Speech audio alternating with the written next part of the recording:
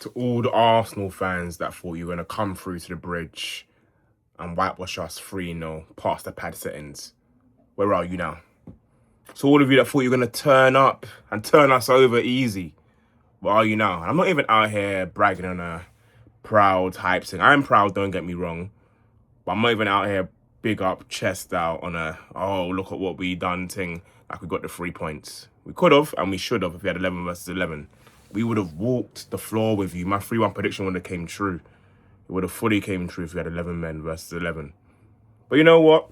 I'm proud of the boys regardless. I'm proud of the boys regardless for the guts that we showed today. Because earlier on in the season, we've gone down to 10 men. Things weren't looking like that. Things weren't looking like that. The boys stuck in. And one man in particular I want to talk about is REECE James. Well, because I can't lie. I was there at the game today, as you might know. I was there at the game, and after we scored, then Arsenal responded. I feared the worst. Like, I've seen us with 10 men this season, and it's not been a pretty sight. It's not looked good, you know. So I feared the worst, but REECE James said no. REECE James said no. Let's start with the first goal now. Let's start with the first goal.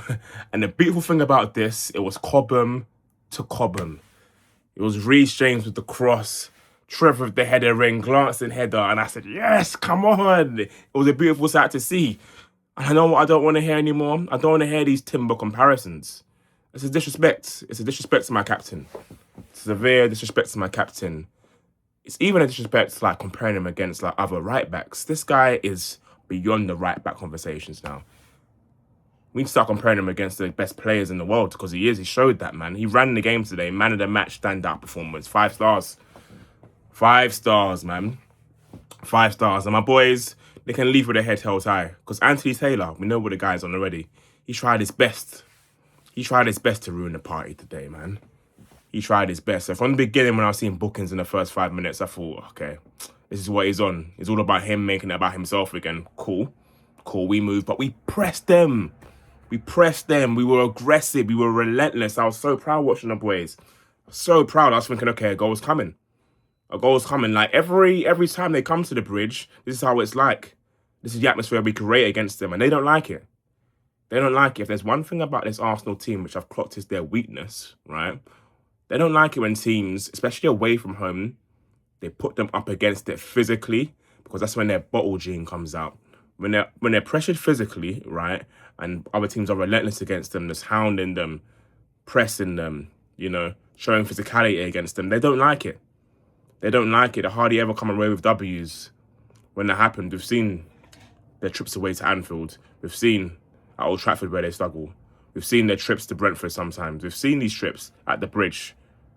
They're not at their best. So any team out there, if we're going to stop these annoying gooners and this overrated Arsenal side from coming home with the Barclays Premier League this season, if we're going to stop them, we need to put that as a game plan, man. Be relentless. Be in their face. Be in the front foot. They don't like it.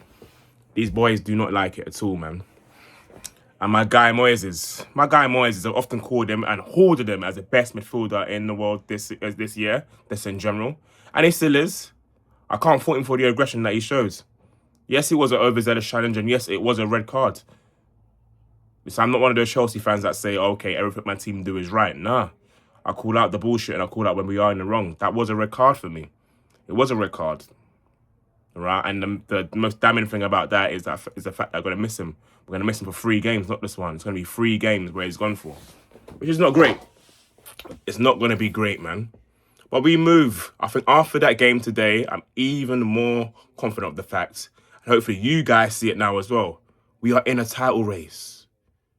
We are involved, guys. Yeah, we are involved, and we're better than City. We're better than City, and we can match. We can go toe-to-toe with Arsenal. I'm even more confident about that now. I've seen it. You guys have seen it now. You guys have finally seen what I have been seeing and I have been saying. Yeah, and yes, it is annoying that we still haven't beaten this Arsenal side. It's been a good few years now. But we're going to butt these men again. And not just in the league. Not just in the league. I think we've got them coming in the cup competition this year. We're going to butt them again, and we will beat them. We will beat them. One thing that's telling, because I like reading between the lines, one thing that's telling to me, very, very telling to me, is that Mikel Arteta is a smart man. He's a good manager. He knows about us. He knows how good we are. Listen to the words he chooses when he talks about us. Even from Poch days, he's been very, very aware of the talent that we possess. Very, very aware. He's a smart man. He knows. He knows. And after the game today, what he said was, it's two London teams, it's a derby, that are going up for the title. He knew it was going to be aggressive. He knew it was going to be a lot of yellow cards.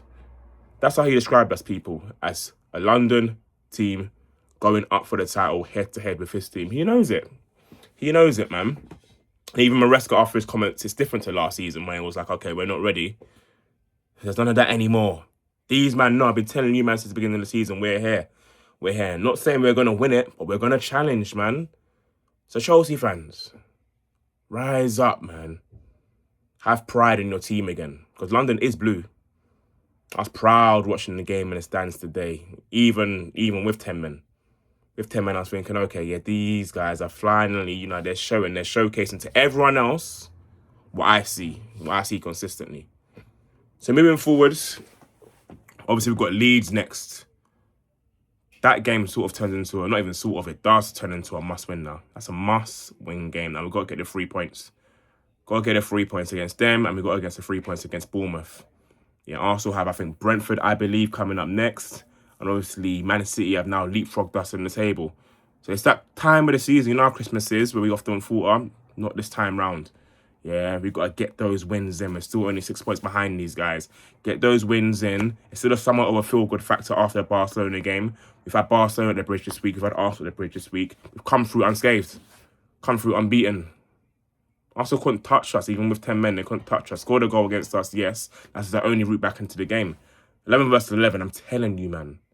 That 3-1 prediction would have been a 3-1 accurate prediction from me. We had them, man. We had them. So, guys, moving forward, what we, as a club, need to do is just try, please, and eradicate these mistakes. Because it was a mistake by Caicedo that cost us today. Ultimately, it feels like 2 points dropped. I've been having conversations after the game with other Chelsea fans. I've been saying, I can't even be too giddy. I can't even be too gassed because although we played well with 10 men, we put up a good fight, yes. To me, it should have been 3.